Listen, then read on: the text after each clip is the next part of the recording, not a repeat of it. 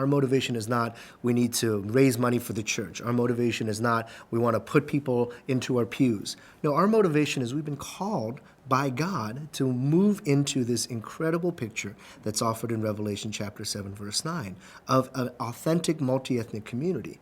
And we have an opportunity to do that here. We have a theological possibility that we're called to live into.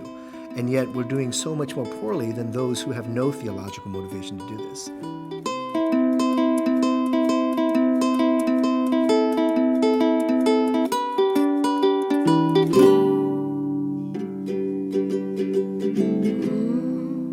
When my parents came to the United States, we lived in an inner city neighborhood in Baltimore.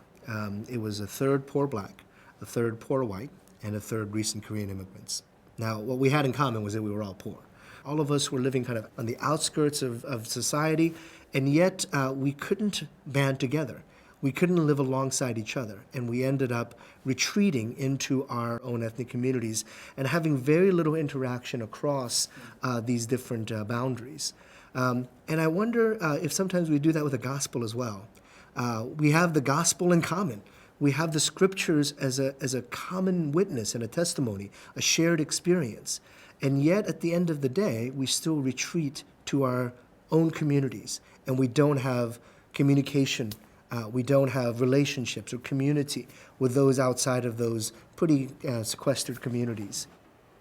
Cultural captivity of American Christianity, North American Christianity, means that we operate under some theological, sociological assumptions. Your specific local church has been shaped by these cultural forces, and you're practicing your faith in such a way that actually you don't even realize how much you're part of that system. And how much of that is really scripture, and how much of that is just the celebrity, big shot, evangelical consumer culture that we've developed for ourselves. So I'll use the example of my mom. She's 80 now. About 25 years ago, she showed me her knees.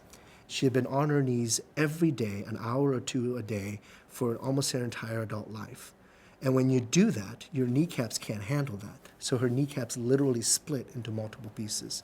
She prays all the time, reads the Bible all the time.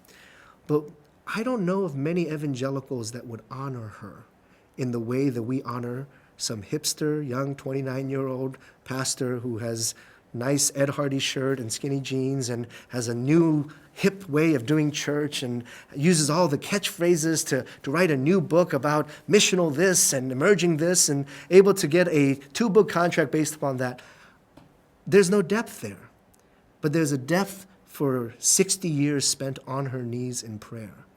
And I think what we do in the church is we want that 29-year-old hipster to tell us how to be church, and we don't want that 80-year-old grandmother to tell us what church means. We make superstars out of individuals who might not really have much to say, and we end up discounting, diminishing, demeaning the role of immigrants, women, senior citizens, those who have prayed all of their lives. We don't hear from them because we want to hear from the 29-year-old pastor.